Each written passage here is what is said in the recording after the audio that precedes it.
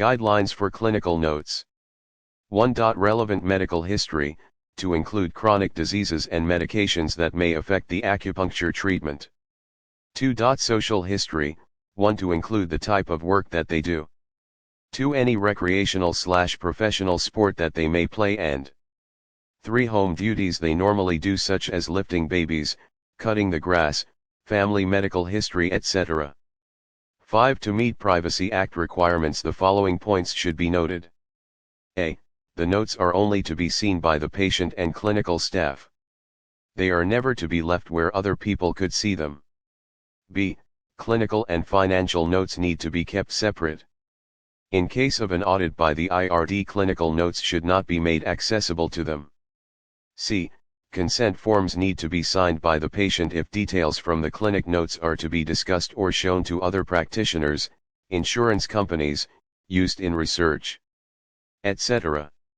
10. Subjective findings. 24-hour behavior. This determines how the injury reacts over a typical 24-hour period, documenting the ebb and flow of the problem.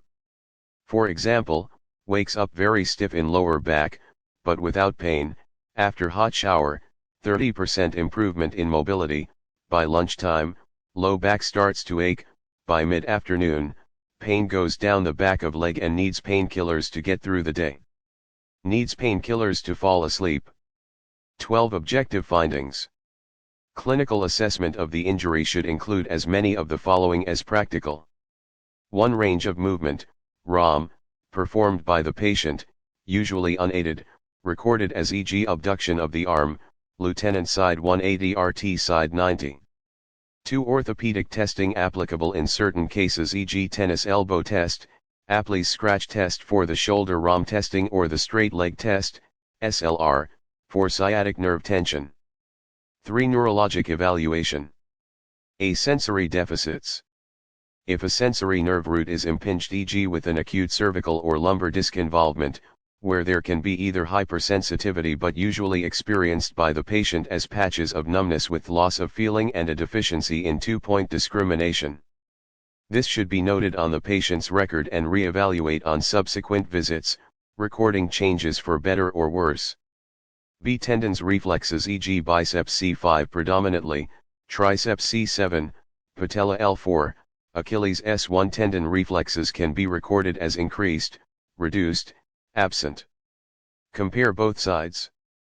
The tendon reflexes help to confirm and build up a symptom picture for a working diagnosis. Tendon reflexes are valuable as inflammation around a disc or disc hernia often resolves or reduces, and reflexes along with other symptoms can mirror this change.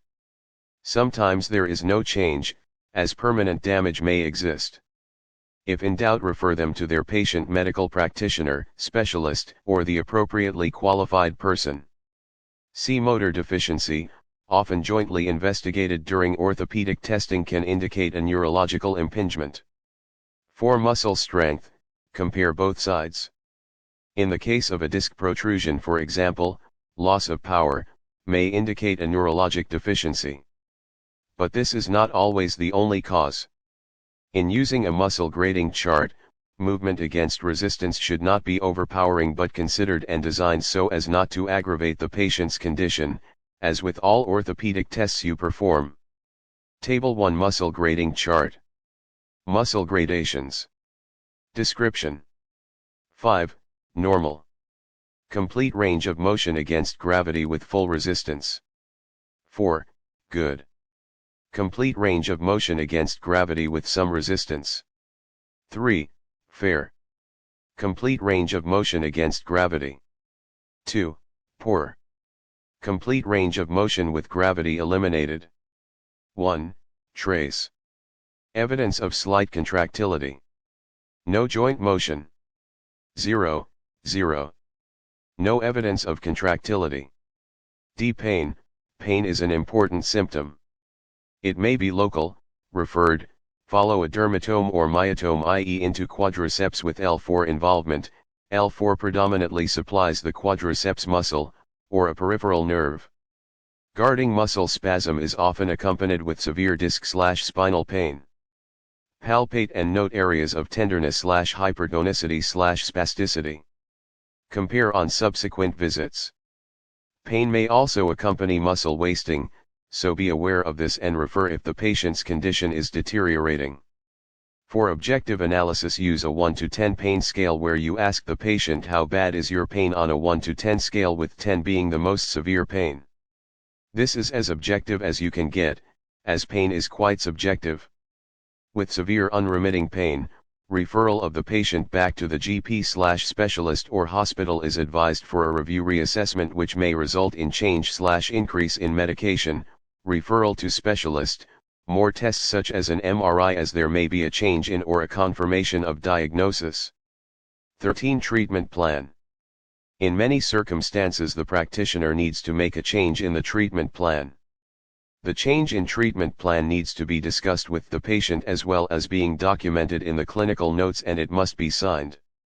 For example, discussed with the patient the probable reasons for no major change in the back pain.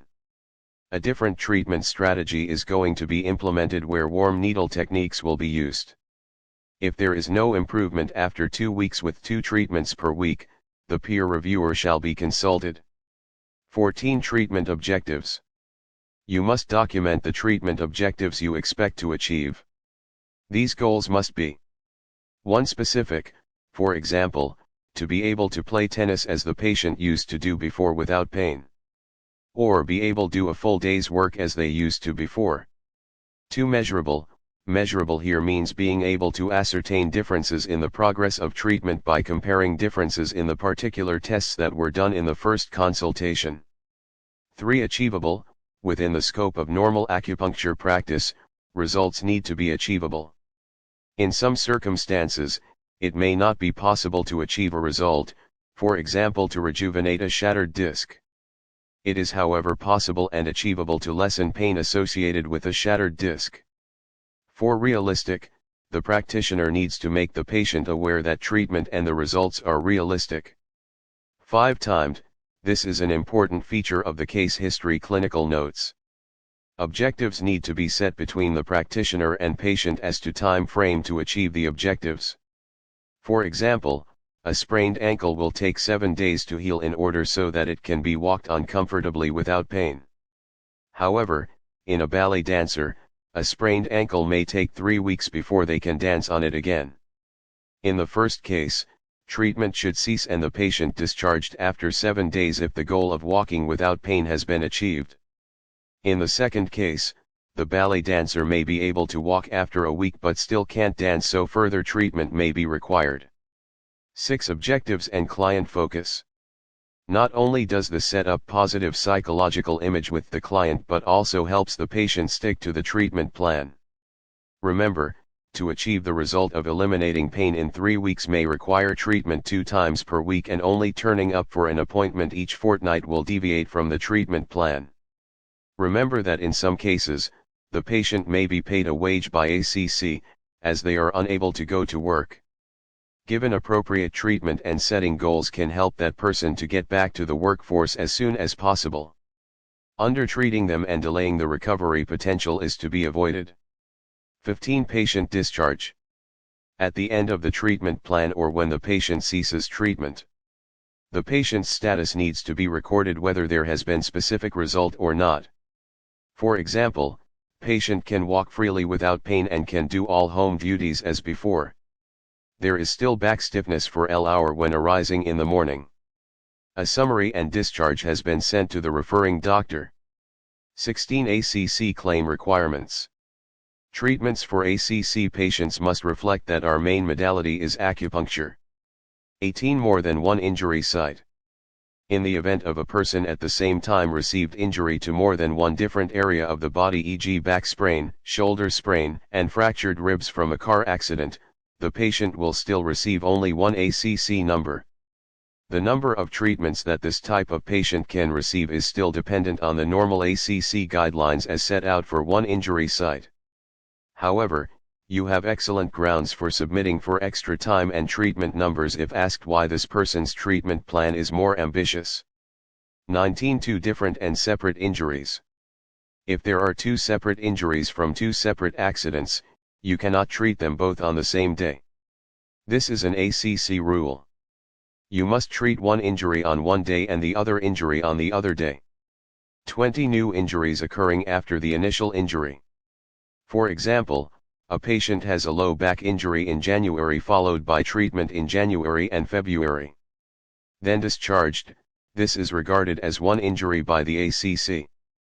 If then 6 months later, the same patient sprained his elbow, this will be regarded as a new injury and a new ACC number will be provided. You must make a new file, with the new ACC number and keep his file totally separate from the first or other injuries. 21 Pre-existing/non-ACC related conditions. You can only treat injury-related problems through the ACC.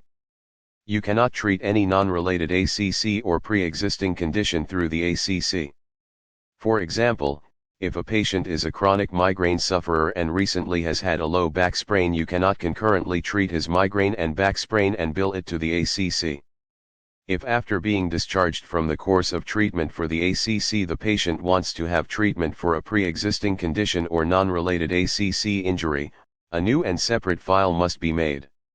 The ACC file is only to have information relevant to the injury and its treatment recorded on it.